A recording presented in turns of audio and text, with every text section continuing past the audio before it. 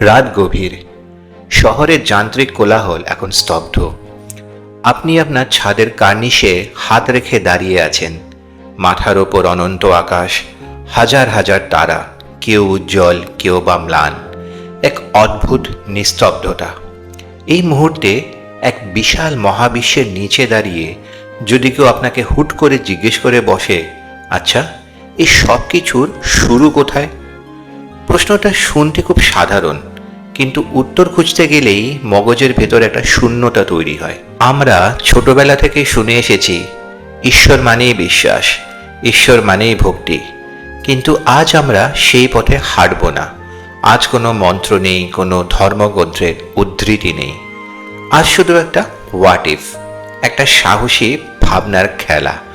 আসুন, বিশ্বাসের চশমাটা খুলে রেখে আজ আমরা যুক্তির লেন্স দিয়ে দেখি।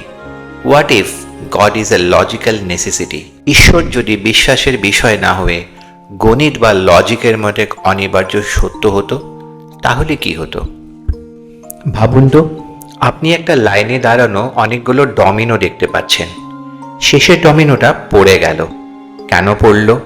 কারণ তাকে পেছনে কেউ ধাক্কা দিয়েছে। সে কেন ধাক্কা দিল? কারণ তার পেছনের জন তাকে ঠেলেছে। এখন এই লাইনটা যদি পেছনের দিকে অসীম বা ইনফিনিট হয়, অর্থাৎ যদি এমন কোনো প্রথম ডমিনো না থাকে যেটা নিজে থেকে পড়েছে বা যাকে কেউ ধাক্কা দেয়নি, তাহলে কি আজকের এই শেষের ডমিনোটা পড়া সম্ভব ছিল? লজিক বলে না। কারণ শুরু যদি না থাকে, তবে শেষ বা বর্তমান বলে কিছু থাকতে পারে না। একে দর্শনের ভাষায় বলা হয় ইনফিনিট রিগ্রেস প্যারাডক্স। একটা গল্পের উদাহরণ দিয়ে এটাকে বোঝা যাক। ধরা যাক একজন স্নাইপার বন্দুক তাক করে বসে আছে। সে গুলি চালাবে না যতক্ষণ না তার ওপরের অফিসার তাকে অর্ডার দেন। সেই অফিসার অপেক্ষা করছেন তার ওপরের অফিসারের অর্ডারের জন্য। সেই ওপরের অফিসার অপেক্ষা করছেন জেনারেলের অর্ডারের জন্য। জেনারেল অপেক্ষা করছেন তারও ওপরে কারোর জন্য। এই চেনটা যদি অনন্তকাল ধরে চলতে থাকে এবং এমন কেউ না থাকে যিনি কারো অর্ডারের তোয়াক্কা না করে নিজে থেকে প্রথম কমান্ডটা দেবেন, তবে কি বন্দুকের গুলিটা কোনোদিন বের হবে? কখনোই না। কিন্তু মহাবিশ্বের দিকে তাকান, গুলিটা বের হয়েছে। অর্থাৎ মহাবিশ্ব অস্তিত্বশীল, সময় চলছে। তার মানে এমন একজন বা এমন কিছু অবশ্যই আছে যাকে কেউ ধাক্কা দেয়নি, যিনি কারো অর্ডারের অপেক্ষায় ছিলেন না। তিনি নিজেই নিজের কারণ।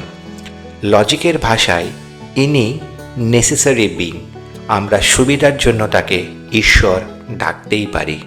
ধরুন, রান্নাঘরে একটা কেটলিতে জল ফুটছে। একজন বিজ্ঞানী এসে বললেন, জল ফুটছে কারণ আগুনের তাপে জলের অণুগুলোর গতিশক্তি বা কাইনেটিক এনার্জি বেড়ে গেছে এবং তারা বাষ্পে পরিণত হচ্ছে। এটা বৈজ্ঞানিক ব্যাখ্যা এবং এটা 100% সত্যি। কিন্তু আমি যদি বলি জল ফুটছে কারণ আমি 1 কাপ চা খেতে চাই, এটাই হলো উদ্দেশ্যের ব্যাখ্যা বা এক্সপ্লেনেশন অফ পারপাস। এটাও 100% সত্য। বিজ্ঞান বলে কিভাবে মহাবিশ্ব কাজ করে, মহাকর্ষ, ফোটন, কোয়ান্টাম মেকানিক্স ইত্যাদি। কিন্তু বিজ্ঞান বলতে পারে না কেন এই মহাবিশ্ব আদৌ আছে, কেন কিছু না থাকার বদলে কিছু একটা আছে। বিজ্ঞান আমাদের বলতে পারে এই মহাবিশ্বের যন্ত্রপাতির কথা, কিন্তু সেই যন্ত্রপাতির একজন কারিগর বা তার অস্তিত্বের পিছনের ইচ্ছেটা বিজ্ঞানের ল্যাবে ধরা পড়ে না। তাই বিজ্ঞান ঈশ্বরের বিকল্প নয়, বরং ঈশ্বর বিজ্ঞানের অস্তিত্বের ভিত্তি হতে পারেন। সবচেয়ে কঠিন প্রশ্নটা এবার সামনে আসে, যদি একজন সর্বশক্তিমান ঈশ্বর থাকেন, তবে পৃথিবীতে এত দুঃখ কেন?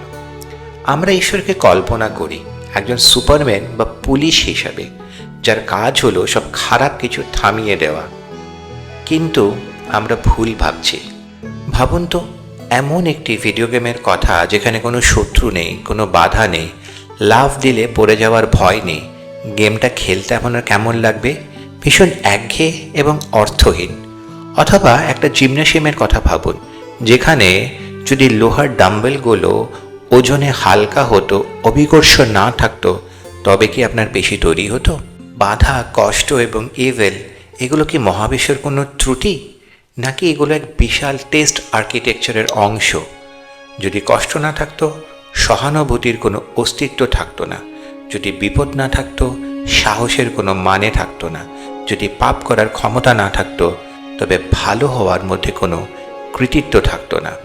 ঈশ্বর হয়তো আমাদের রোবট বানাতে চাননি যারা কেবল ভালো কাজই করতে বাধ্য।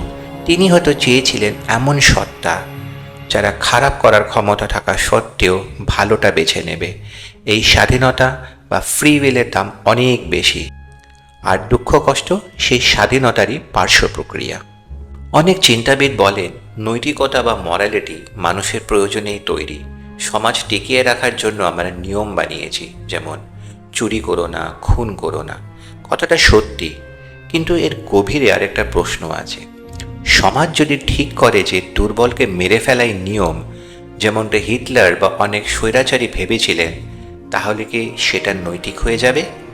যদি ঈশ্বর না থাকেন, তবে নৈতিকতা হলো আইসক্রিমের স্বাদের মতো। কারো ভ্যানিলা পছন্দ, কারো চকলেট। এখানে কোনো অ্যাবসোলুট ট্রুথ নেই।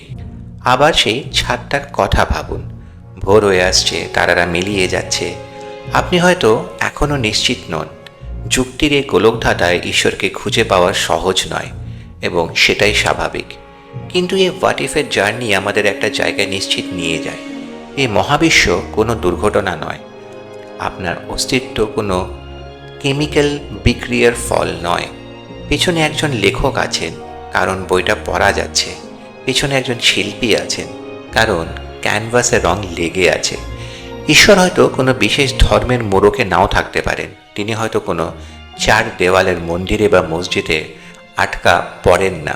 কিন্তু যুক্তির শেষ সীমানায় গিয়ে যখন বিজ্ঞানের সব উত্তর ফুরিয়ে যায়, তখন যে অনিবার্য অস্তিত্ব বা নেসেসারি বিইংয়ের প্রয়োজন হয়, তাকেই হয়তো আমরা অজান্তে ঈশ্বর বলে ডাকি। প্রশ্নটা উত্তর পাওয়ার জন্য নয়, প্রশ্নটা নিজেকে জাগিয়ে তোলার জন্য।